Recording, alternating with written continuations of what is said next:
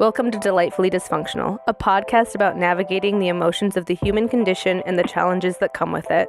I'm Keilani Persian Mason, a psychotherapist and life coach with James Timmons, an ever-curious human. This is not a replacement for mental health therapy. Please seek out mental health care if that's what you're needing. This is an opportunity for self-healers to dive deep and understand more about themselves.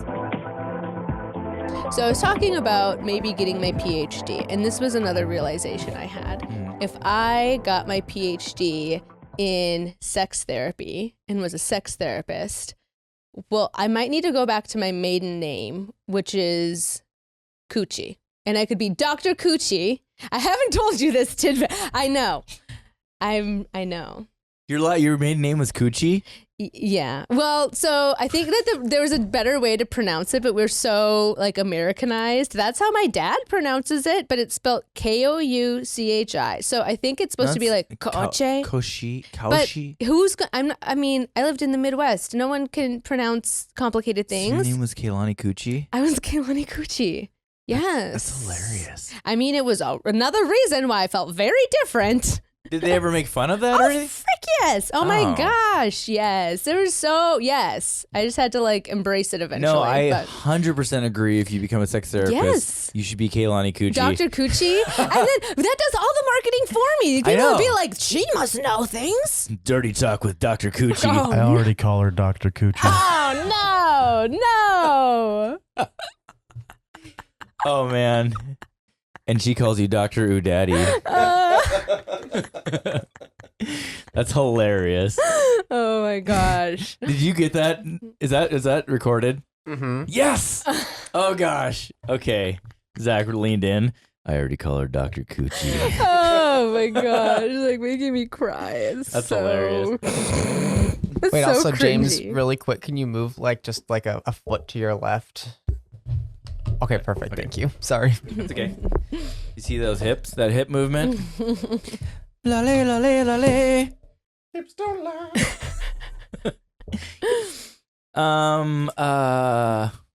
So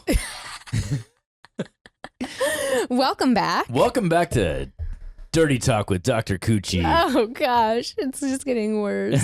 It's just devolving. No, I feel like that is gold. I honestly also, no one hacked into my bank accounts. I don't think this is the password for anything anymore. But my mom's maiden name, Krusenstein. So I just have weird last names. Krusenstein. Coochie Krusenstein. Those were the options.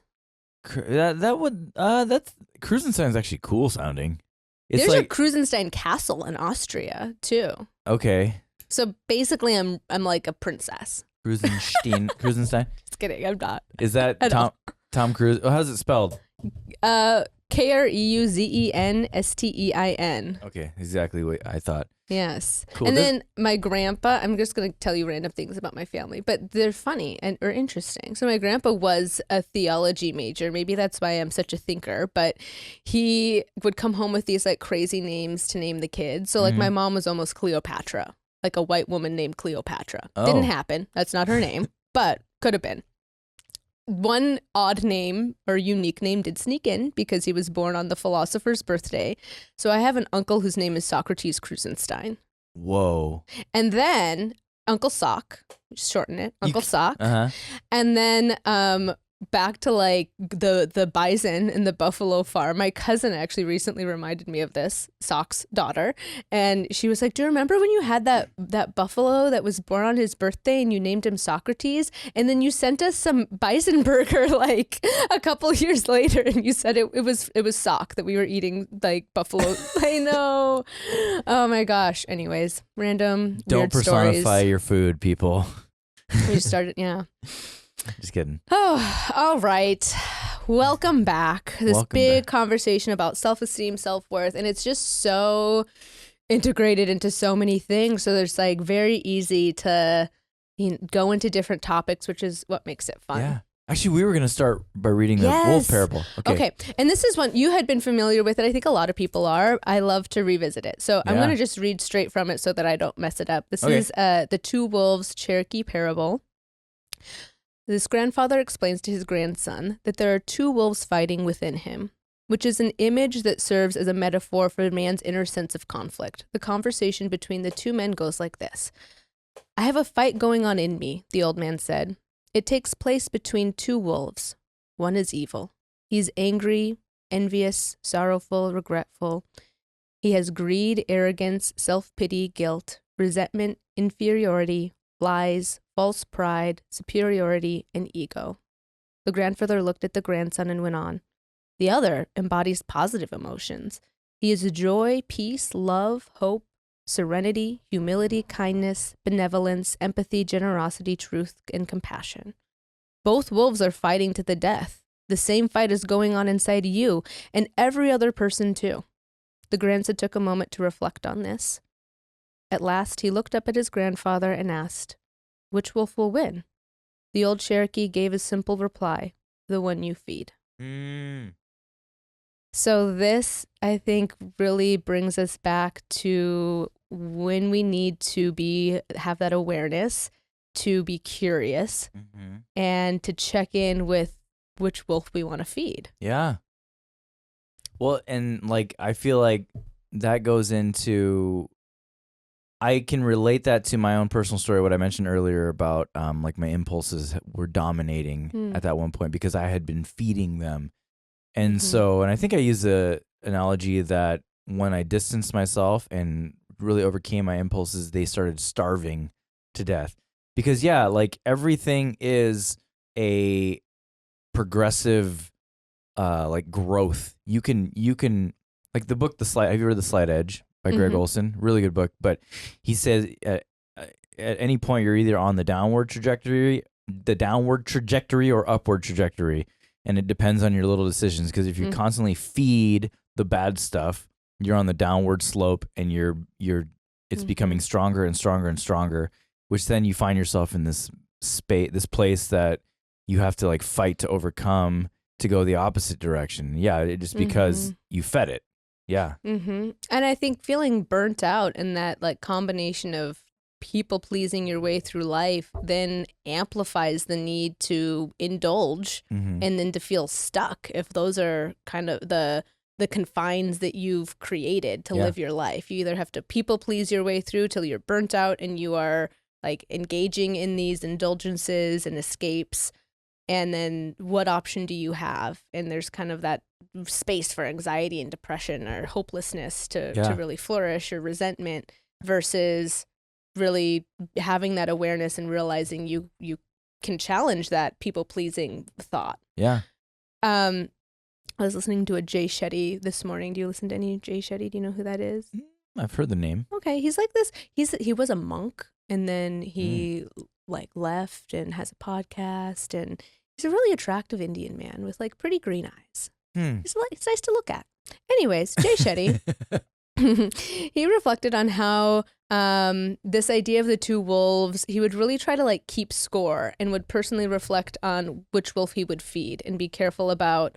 Also didn't want to convince himself. He tried to be aware of convincing himself to feed a particular wolf and like convincing himself that it would make him feel better. Like the ego is going to want to play some tricks like, well, this is why that would be better, though, even though it's really still coming from a place of ego. I hope that makes sense. But we have to have that awareness and keep it in check, because it makes it harder to grow and cultivate that self-love and love for others in the same way. Like, if we continue that pattern, like you were saying, it just gets stronger of indulging. Yeah. So it's that relationship and that relationship with self, responsibility with self, reputation with yourself. That's part of the self-esteem journey that you build. So an important thing when we reflect on this parable of the two wolves too is that it's impossible to starve either one to death. You can't starve either wolf to death. And this is kind of a recent thought I've had. I've really liked playing around with it. I'm finding a lot of value in the bad wolf. Oh, really? Yeah. I know that's so strange. Okay, I'm finding like an appreciation for the bad work. Okay. Now tell us more. Okay. Well, I realized that because I think for a long time, again, in that black and white thinking that we can all get stuck in, it was like, I want to crush self-doubt. I want to feel really confident and good about myself. Yet for me, one of the values that I really appreciate is my ability to be curious and have humility and to be able to check myself and like think about, okay, I'm going to hear that out. I want to, do I need to own something? I like that about myself. Yeah. That piece, maybe I need to rename it, not self-doubt, but that is the best word I can think of. That allows me to do it. There's a sprinkling of that is necessary in order for me to question myself. So I can have an appreciation for it now. That doesn't mean that I want to rely on that wolf or feed that wolf in a very calculated way then. Yeah. Because if I were to just let it flourish, that could easily turn into like, I'm shrinking away. My self-esteem is being drained. But I think there is a balance and a purpose for it. Yeah. Well, no, that's a great point because like, I remember I made the comment a few months ago on Facebook about how I'm thankful for my pain. Yeah. Because it's taught me so many things, you know, like I don't enjoy it. No. But I'm thankful have gone through it. So then, like in the contrast, like the bad wolf, gave us Little Red Riding Hood, but sorry, the bad wolf really contrast makes you more thankful when you can overcome it. But yeah, I love that idea of that the bad wolf can never be starved because I feel like when we set goals in our lives we become way too overly ambitious and unrealistic. And so you think that if you just work as hard as you throw everything you can into this one goal, that all those things, that all that baggage from your life is just going to die. But no, it's not. You see people. Okay, I heard about this guy who he got caught cheating on his wife, and he one day starts going through this whole regimen of like outworking that shame and just to show everyone how sincere he was. And so for about 2 or 3 years, he was very consistent with being a good boy, you know? And I think that he probably would have looked at the two wolf parable and thought that he had starved the bad wolf to death, that it was gone. But 3 years later, he is in another affair. Now his marriage is over. And that's not my story, by the way. This is somebody else. But yeah, so I think it's really important to have that respect for the bad wolf and know that it's always going to be there. But yeah, but you can make it really like weak and decrepit. But yeah, at the same time, that's a really good point to just really have to show it respect. Yeah, and even I mean, infidelity, we're going to have a whole topic on that coming up, but there can be so many entanglements with the ideas of morality on that. But if we were to take one where someone was just simply, they were so afraid, they were feeding I wish I wanted to come up with a better one than good, bad, like evil. Like, I don't like the dichotomy there, but I can't think of a better explanation. So if someone were feeding the bad wolf out of that fear of just simply living, like so fearful that they weren't really challenging themselves or getting out of their comfort zone, doing things they even enjoy, someone who's depressed, I think that is doing a disservice to them, to the world, because we're unable to see their gifts, to experience them. It's not a moral issue necessarily like we would view it with infidelity, but it is still something that is damaging. Yeah. Or you're like suppressing like your full potential or something, right? Yeah. And it's poppycock. I say it again. Say it again. I said it before I say it again. That's future merch. I just like bringing old phrases back. I think it's really funny. I think it's funny, and it's my like old ladiness coming out. Or like sometimes I think it'd be fun to just be like, Zeus's beard, like instead of and like an expletive. Like That's really ancient. I just think it's so. We also weird. accidentally reawakened umami, which apparently is a really old thing. But sorry, there's this like gash in this table that I want to continue. Refrain. Do I need to remove the pen? No. It's like a nice little stress toy. Anyway, what were we talking about? We're talking about the two wolves, Oh, yeah. and I've been referencing some of the books that kind of kicked off this journey of self-discovery for me when I was younger. And another quote really, I think, complements the idea of the two wolves. This was the book Left to Tell by Immaculée Ilbagaza. So she was in the Rwandan genocide. Yeah. For some reason, I was into really dark books. I like the perseverance of the human spirit. So she said, I was living proof of the power of prayer and positive thinking, which really are almost the same thing. God is the source of all positive energy, and prayer is the best way to tap into his power. I think that is overarching for people who have different belief systems, because it's kind of bringing it back to that parable.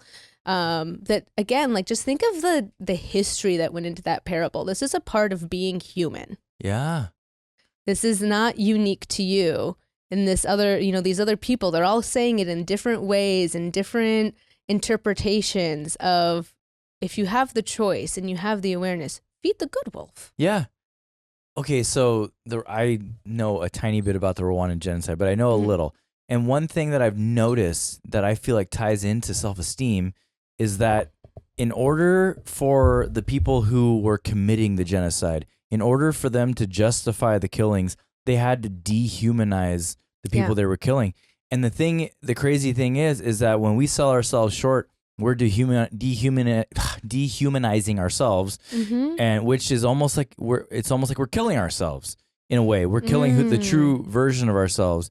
And then like how she in that book you reference, she mentions God, and like I have the same worldview. So I know like in the Bible it says that we are fearfully and wonderfully made, and whatever your worldview is, like once you arrive on objective reality, it's true on every worldview that like if you know your self-worth, you know you are fearfully and wonderfully made, and if you believe anything less than that, then you're dehumanizing yourself. And I feel like if you can just camp there, if you can build your life on that foundation, that objective truth of who you are, that you are one in infinity, then like just start there. Yeah.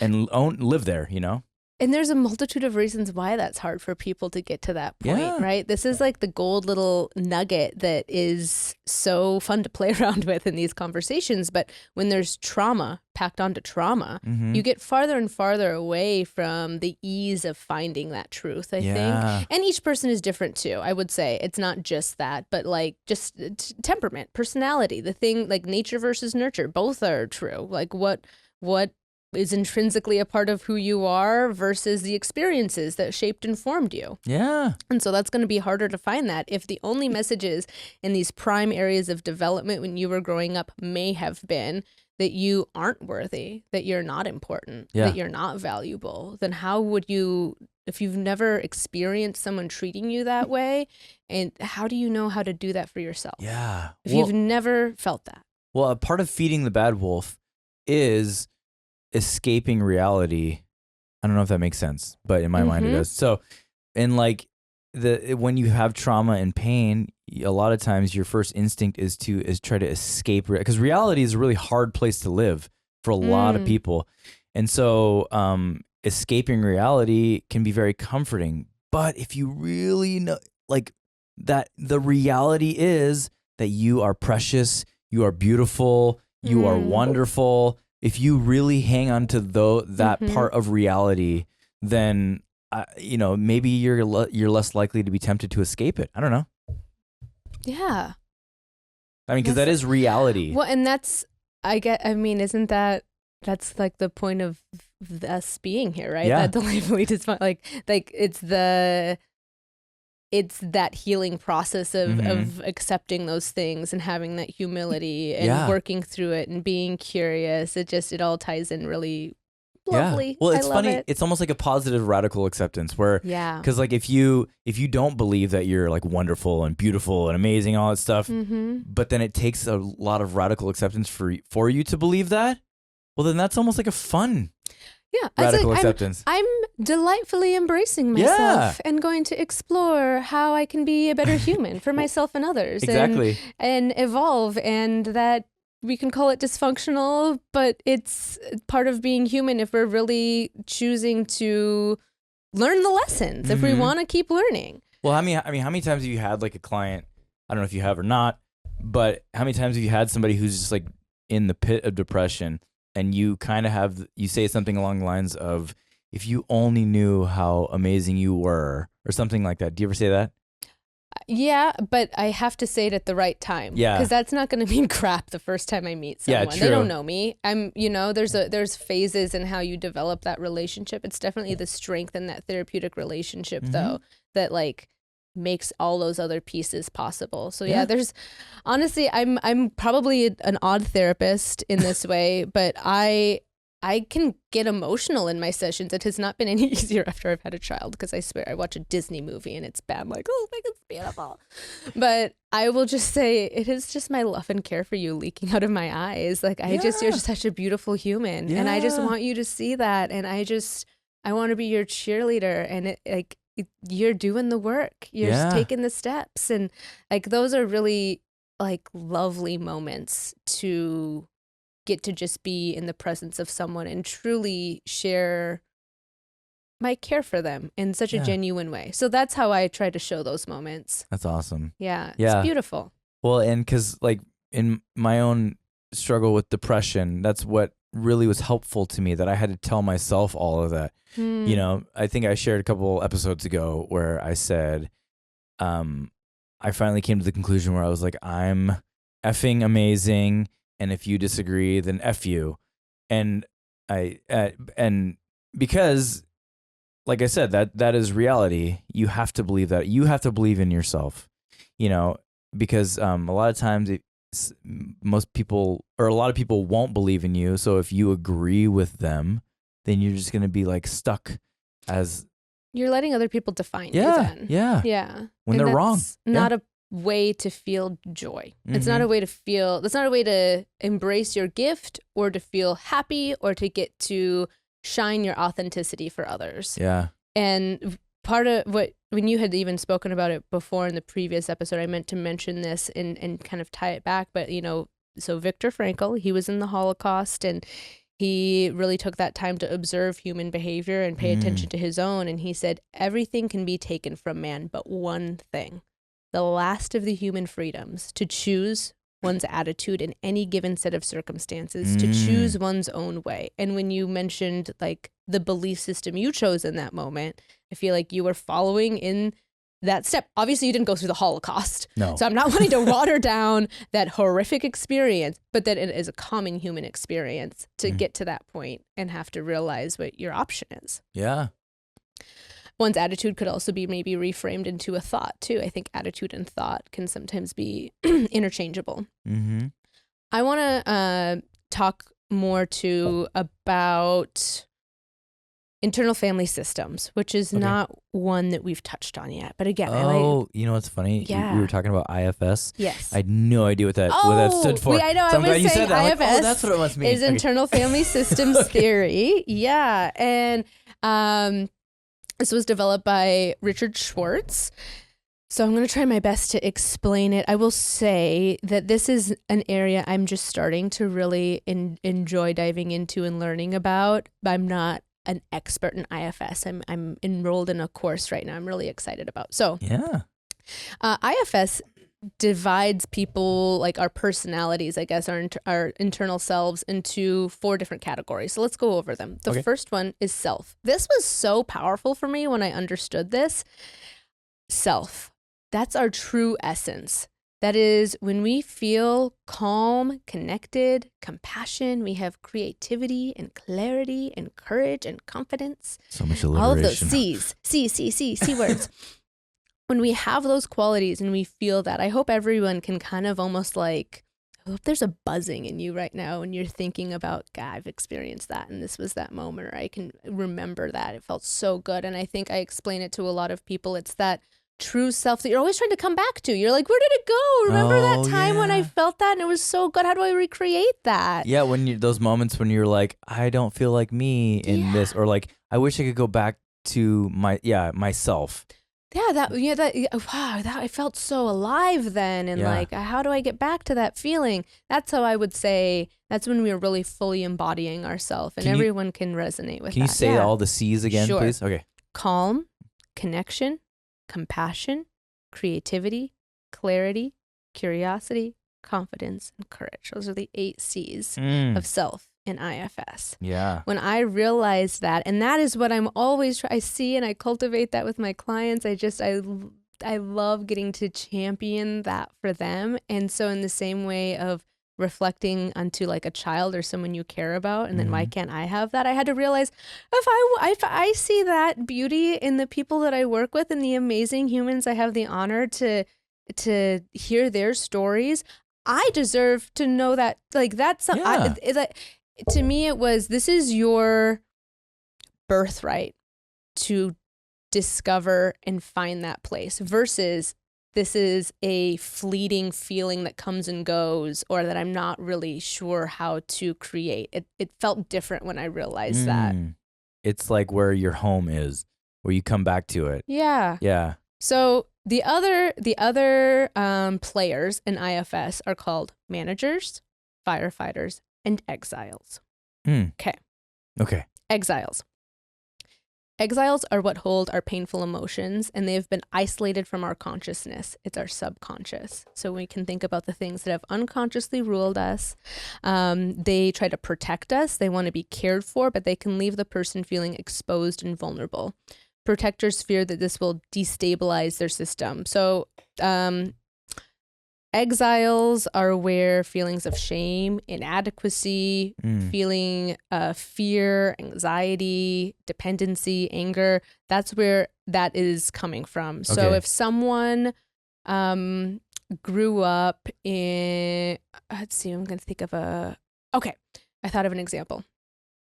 If someone grew up in a country that's under conflict and there's a lot of bombs going off, then their exile is going to be no one wants that exposed. Yeah. So if that means that during fireworks time of 4th of July or something, that brings an added risk to the exile coming out. And if this person hears a firework, they're completely brought back to this state of fight, flight, freeze. And I'm inadequate. And what do? I'm fearful. Oh my gosh, I feel weak. And it brings them to that state. We want nothing more. That's very vulnerable and scary. Yeah. We don't want to experience that. We will go to great lengths to not experience that and to feel or look weak. So how we do that is through our managers and our firefighters. The managers are trying to protect us and be proactive from it ever happening. So the manager in this situation might say, great, there's going to be fireworks. We're going to make sure that we book a cabin in the woods where there's no one around and we'll just hide out. We're going to really control the situation. This person might also be more critical, or a planner, a judge, a caretaker. This is where maybe the overachiever, perfectionist comes in. So we can all kind of click into understanding when we've been a manager, and it can be helpful. There's also people, and I have to check myself. My husband is really good at helping me in a very gentle way when I'm maybe being too critical about the situation. You have to dial it in so much to avoid the whatever it is, and I could actually be more relaxed. Does the manager and the exile, are those connecting with you at all? Does that make sense to you? Yeah, well, I'm learning this right now. So I guess the way that I've connected the dots with exile is like all the feelings that make you want to exile, and so then a manager, that's pretty easy to wrap my mind around.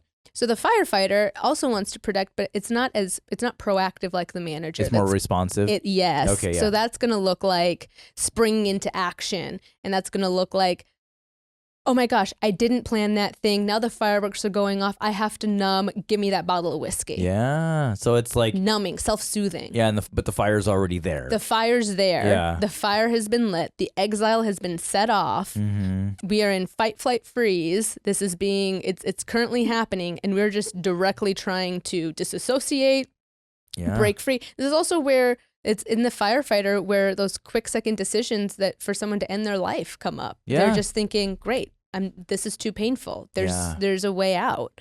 And it's a lifelong decision made in this temporary moment of being flooded and sparked. Although obviously, like, there's major depression, there's a lot of reasons that contribute to this. But I'm saying in that moment, in terms of IFS, that's where a lot of the thinking is coming from. Where it's just like so unbearable. Yeah.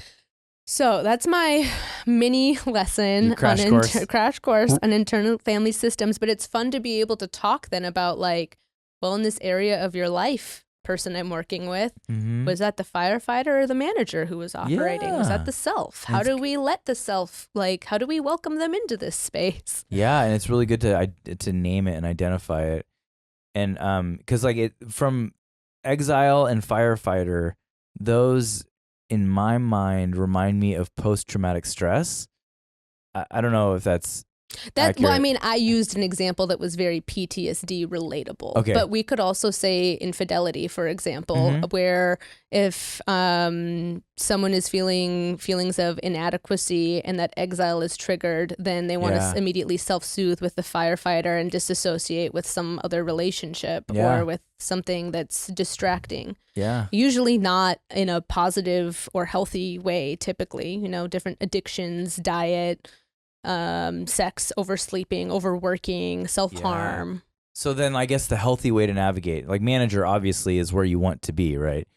Not necessarily, because again, that's where the people pleaser can be. I think we want to be in self. How do we navigate coming back to self? Okay. How do we come back to this place of calm and connection and compassion where I'm not being ruled by my exile? That's right. It's because it's like you need to feel and experience what, like, that objective place that you can return to, because then if you know that you're off of that place, it's almost like a compass where like if you're feeling triggers and you're feeling really doing uncharacteristic things that are not serving self truly, then it's like, okay, well that is now these are symptoms that you're not being yourself, right? It's another way to conceptualize and kind of check in with yourself for self-awareness. Like, I'm feeling overwhelmed. Is it my manager or my firefighter operating? What am I afraid of? What just got triggered? What sensitive thing just like sparked this? What kind or balancing message could I tell myself? Like, it's a combination of these things that can give us this calm. But the calm has to also come from, like we've spoken about in a previous episode, like actual things you're doing to help your physiological body, like, go be less reactive, and find a place to be more responsive, which means deep breathing is the easiest one. Those belly breaths. I love progressive muscle relaxation too. That's something that maybe would be able to provide in some bonus content. But like, how do we teach ourselves and our body the way to do this? Those are, I think that's kind of the easiest way in this mini lesson of how we can benefit from that. So when we think about the word exile, it means someone who is feeling unsafe. They've been like banished from their country. They don't have a sense of security or groundedness. So if we kind of picture that, it makes a lot of sense in why we would have vulnerability and fear around it. There's no sense of just okayness. It's not at all. And so it's really based on our past history and the messaging that we got from childhood oftentimes. So it's like, by no means we want to lock it up. I do not want to feel that. I do not want to be reminded and have to face the feelings of worthlessness or shame or fear. So at any cost, And that's where these managers and firefighters can be developed to the point of being not of service to us. You mentioned, like the just kind of gravitating towards where praise is. Yeah. That was a way to manage probably a lot of feelings from the exile. Like, okay, I'm going to proactively go towards these areas or these people where I will be more buffered to experience criticism. Yeah. I'm making this up because I don't actually know your real world internally completely, but this is an example I'm riffing off of, you know. So then that would then be like, I don't want to feel that internal feeling of I'm not worthy enough. We would easily be able to fall into that people-pleasing behavior without realizing it and being very unconscious. And that can fuel us for a long time. Again, if we're like a car, it can provide adequate fuel for a certain amount of time before it's not operating as well. And I think that you came to that point a few years ago when you realized, this isn't scratching that itch the same way it used to. Yeah. I was living for others. Yeah. I mean, I have so many thoughts, but I'm trying to like figure out where to land. But the whole exile, I love that illustration because like in my mind, I keep thinking of self as home. Like that is just it. I don't know if that's accurate. I love or not, that, but it's kind of like there. You know, to build a home, there's a foundation, and that doesn't move. That's attached to the earth. And then if you have a really good foundation, you build a house on top of it, and it's not going to crumble because it's on such a solid foundation. And so, and it's objective, and you could set your compass to it. And so, like. And I like the idea of just always like pointing to that. And even though you're going to stray inevitably, then, you know, coming back to it. But then the thing, the where I struggled in my own life was not knowing who I was.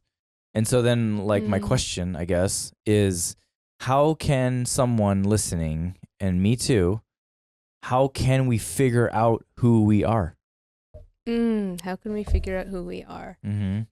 Because I mean, it's such an existential question, and I love that. I love it. Yeah. Well, we talked about the values exercise, and I think that that's a really good step one.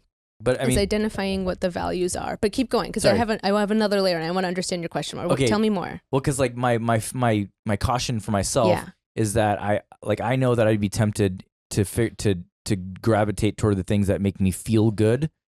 And I don't know if that's good or not. And, but then I know that the proper way to do it is to go toward self and home. But again, the question is, what is the that? map to get there? Okay. Sorry. Yeah, no, that's great. I think some things that can help us on that path is the values exercise, but also when it comes to self-care, what is indulgent versus restorative. We've talked about that when we went over imposter syndrome, but that's a really good piece of this too. And I think it takes like really sitting down and listing things out for yourself, because that creates your own personal blueprint, and it can only come from you, that kind of self-awareness. I can't make up for James what are your indulgent and restorative activities. You know what feels restorative. I don't. That's an internal feeling. And for some people, I'm not saying like video games or some of the things that I kind of like automatically put into an indulgent category. They're not always that case, but I would say that they probably require a time limit then. Because those are all things that we can get easily sucked into for too long, and it's no longer indulgent. It's no longer restorative, excuse me. It's now turned into indulgent. Yeah, like when you win a battle royale in Fortnite, I'm sorry. Go ahead. No, like when you're playing poker with your friends and you just like we weren't even playing for money. When I played poker last night, I stayed up too late, but I did win. They call me the Dragon Lady, and there's a reason why. Zach told us what he calls you. Oh, no. I'm sorry. Oh my gosh, now I'm going to just blush this whole time. Terrible. So, okay, I'm sorry. Shifting back to the serious gear. Yes. So, okay, the C's, whatever that list was, all the C words. I know, the C words. I love those 8 C's, and I come back to them because I think that we can learn a lot by just sitting with that Yeah. in remembering when did I feel those things? How do I get back to cultivating that, living that? Yeah, and that would almost be like a really helpful guide. Should we play a game? Should we try to like name the things that connect with each C real quick?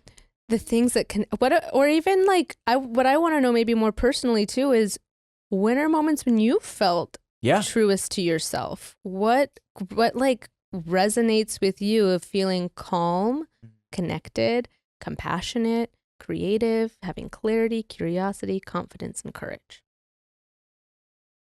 Okay. For me, when I get to be like artistic and like create things, but then also like being around with my kids, my family, being in nature, geez, I'm saying a lot. Yeah, those are just some of the first things that come to mind. Yeah, that's really good. That's fun. What about you? Yeah, when I think about it, I think about nature as well. I think about learning, and like learning with the intent of how we're all connected as humans. That's I guess the lens that I see a lot of things through. I think about like quality family time, and you can't help but be curious and creative when you're with tiny humans. Yeah. I think about just connection with others, which is, I guess, why I'm in the field I'm in, whether that means doing this or public speaking or individual therapy. Just like, it feels good to be like, God, are you a human with me? Do you feel that too? Yeah. Yeah. Isn't that good? It feels so good to like say that that's an experience we've both had. We're connected in that. So those are the ways that really rings true. And I think that that's a really good first step, just what we did in identifying and helping people know, who am I? If that's where you feel those things, lean into all of that then. Yeah. And then also, like, I guess that might be a good way to set personal boundaries for people, like the people that are trying to like pull you away from those things that make you feel alive and self.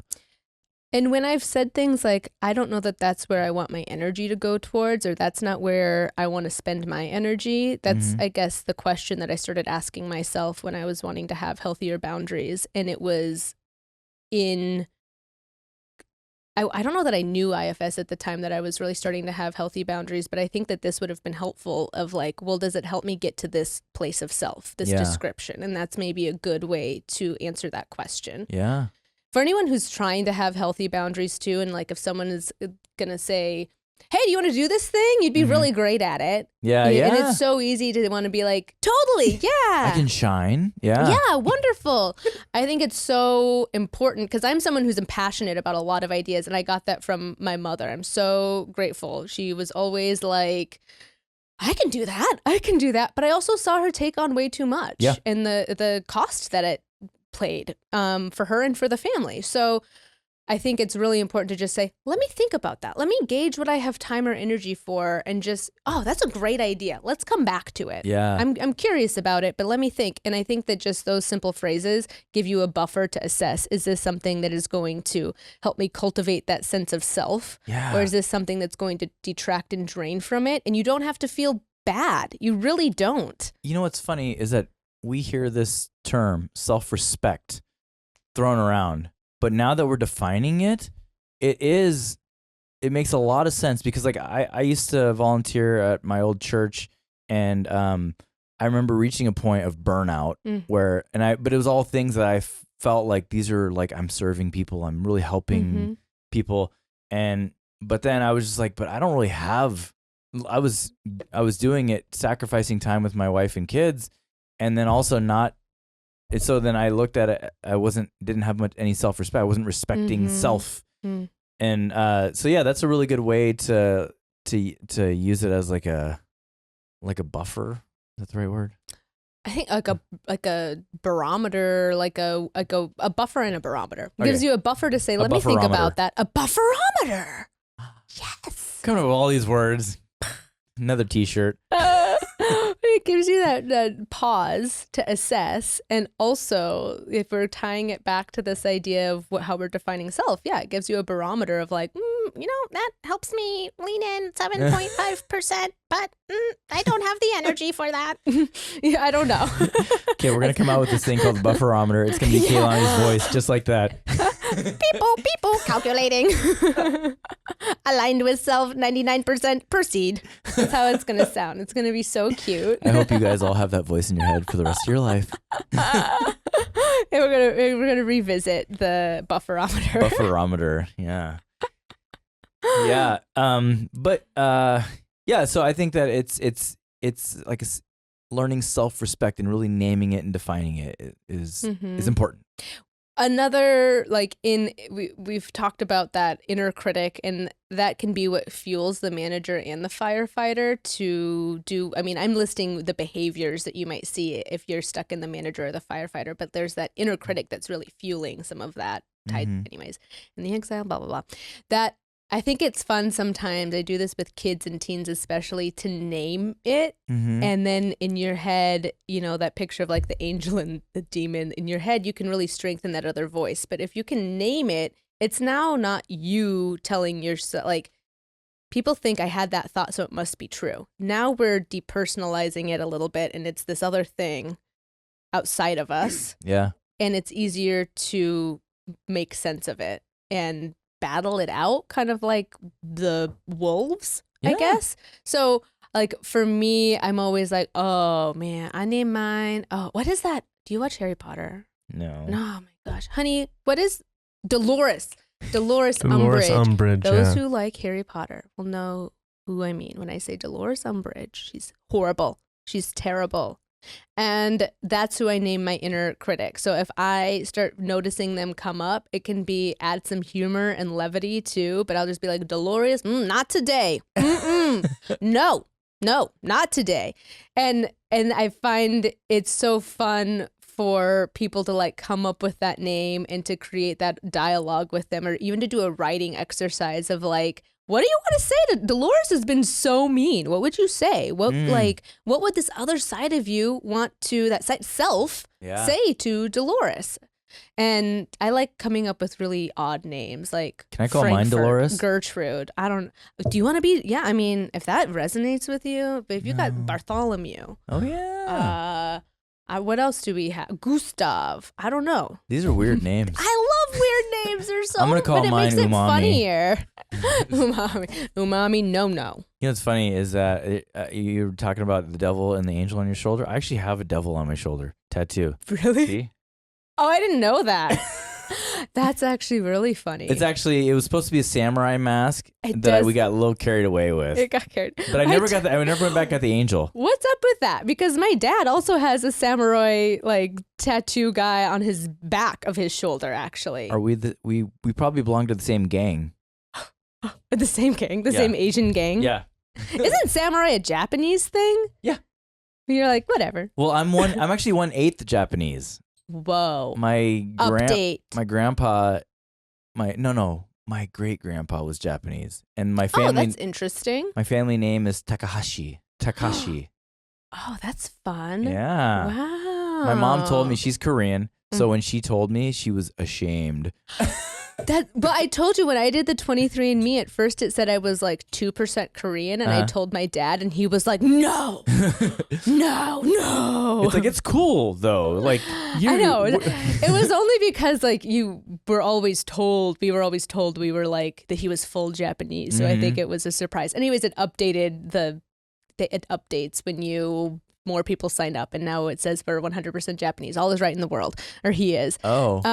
Both of my dad's brothers are in arranged marriages with Korean women. One of them has passed away. So all of my cousins on that side of the family are Japanese and Korean. Oh, interesting. Yeah. Like me, I'm Japanese and Korean. And I think my last name is Welsh or Irish or something like that. So whatever. We're little mishmashes. So I gave that visual of the angel and the demon because it's a really common thing. We all grew up with cartoons and like Bugs Bunny and stuff I feel like that was always like popping up and Yeah. things like that. Yeah. Uh-huh. And you showed us the tattoo too, but I don't mean to say that we can't eliminate the devil or that side of us. It's more about how do we find that balance, because it's really there to keep us safe. It honestly, like, it's there as a means to try and keep us safe, but it's overzealous in its attempt. One example I give is at the mall, which is a fun place to go for a lot of people. There's Cinnabon. also I can't stop at the cinema. It's so good. But there's also theft that happens, and so there's mall cops there. And if the mall cop were to say theft happens, that's bad, I don't like it, and they just lock up the whole mall and stand outside and say no, can't come in here. That's like we're overcorrecting, and that's the same idea as where the manager can overcorrect to the point that like this isn't flowing, this isn't functional anymore. So we have to find this balance between like how we are going to react and respond to that dynamic. Yeah. I mean, in my own personal experience, when I had like my moral failure, if you want to call it that, I noticed that people responded in different ways, like where they wanted to overcorrect and like punish and things based on their experience from it, like how it hit them. I'm sure for a lot of people, stories of infidelity can really, well, my mom was cheated on, and so that's horrible, or I was cheated on, and like it can spark that transference would be the word of like, I'm personally affected outside of you and your story. Yeah. So that's what I can add to that. What was that experience like for you? Because that's hard. Yeah, You are known in our community, but also just you're being really honest about that. You say personal failure. I don't know why I struggle with that, even though I understand why you're saying it. I was like, your compass was on the fritz. Your compass was like, where's my north? You know what's crazy is that like I would always, when I was in the middle of it, I would always have this like image in my mind where I was being pulled between two planets. And now looking back in this conversation, I'm realizing that that one of the planets was home, and then the other planet was escape. So I remember like feeling like an astronaut between these two gravitational pulls. And then I knew that if I went to home planet, then at the time, Bad Wolf had been so well fed that I was being pulled to the alien planet, and then when I was on alien planet, well, now I like had all this guilt that I was like missing out on home planet. And so I don't know if that resonates or makes much sense, but that was kind of that was like one visual I had that really kind of helped and then made me like really fight against alien planet. And I like that description. I wonder if a good question in that back and forth, if people are feeling similarly about whatever hardship they might be going through, is, well, then what's missing? Because then what aspects are missing? Because for infidelity, which again is going to be a whole different episode, a lot of times it's just people feel like this experience with someone else or this connection with someone else is reminding me of a part of myself that I've forgotten. And it feels nice to be seen that way or to be like interact that way. And it has to do with a longing to be seen, not necessarily to leave a relationship all the time. Yeah. Well, I feel like it was almost like a perverted way to feed something that was true to myself. So like I know that it was wrong, but it's still the fact remains that part of me was still not being served. There were definitely healthier ways that I could have been true to that part of myself, but unfortunately I had never identified that really. it was just like a vulnerability that I didn't know I had until like, that all happened. But then that also kind of goes into like, well, then it's really important to have self-awareness and to do like, take inventory and really examine yourself. Where am I vulnerable? Where have I not been true to myself? Because like even now I feel a lot more peace, but I know that I have vulnerabilities. So then where have I not been true to myself today? And that's something that I need to sit with. Yeah, well, I guess we can just kind of leave that cliffhanger there. I feel like we kind of like tapped into something really juicy, but I know. So there are okay, so we're gonna wrap it up, but I wanted to make sure to also sprinkle in a couple quotes again. I just think it's nice to have a quote that we can riff off of, and I think it's fun, especially when I think about the time period that some of these quotes were made. It just really highlights again, like, this is part of being human. That experience hasn't changed. So I misquoted this. This was actually Jung, and he said the most terrifying thing is to accept oneself completely. Look at all of the ways that we turn to the firefighter or the manager to avoid accepting oneself, or that we push away vulnerability. I think that's an interesting one. Yeah. And then this one truly is Aristotle, because I had misquoted Jung before as Aristotle, but it's everything, again, encapsulates what we've been talking about. Happiness does not consist in pastimes and amusements, but in virtuous activities. Virtuous activities, that's esteemable acts. That's about connecting with your values. It's about what's personally important to you. Yeah. And that's what needs to be discovered. Not what you're told to do, not what you're people pleased to do, not what you're shamed to do. What values, what do you want in your life? What do you want to invite and cultivate in your life? And what esteemable actions and activities can we lean into and be curious about? I love it. I have an Aristotle quote too. I believe it was, hey, hey, hey, hey, smoke weed every day. So on that. And that was from Micro Machine Ethics, right? That was from Micro Machine Ethics. Yeah. Okay, next time, I'm so excited. We're going to be talking more about relationships again. Ooh. And I'm really excited too, because coming up just right around the corner, I will be able to provide a marriage seminar. It is actually for all relationships. I shouldn't say it's just marriages. I think this would be great for premarital couples or people in just long-term relationships wanting a tune-up. It's going to be based on Gottman's 7 principles of making marriage work. That'll be coming up. So I'm really excited to sprinkle in some of that and to give more information on how we can become more curious and dive deeper. Should we campaign to see if the Gottmans will come to that? I feel like that's highly unlikely, but we could try. If you're watching, Gottmans, you guys lived only 3 hours away from here, so I don't want them to watch me do it. Don't come. Actually, I take it back. No. Don't come. Yes. Or maybe they can just be guests. Yeah, no, and speak. Oh my gosh, that would be amazing. We'd have them on the show. God, bow down. I don't know. I'd be such a fangirl. Oh yeah, well, me too. A year-long series. We would just be like, okay, so just talk to us. Tell us some things. Have you heard this Aristotle quote? Okay, on that note, we love you. We're thankful for you. We're so glad you guys are along this journey with us. And I'm thankful for you, Keilani. Oh, I'm thankful for you. And yeah. Thanks for being curious. Yeah, same. Okay. All right. See you next time.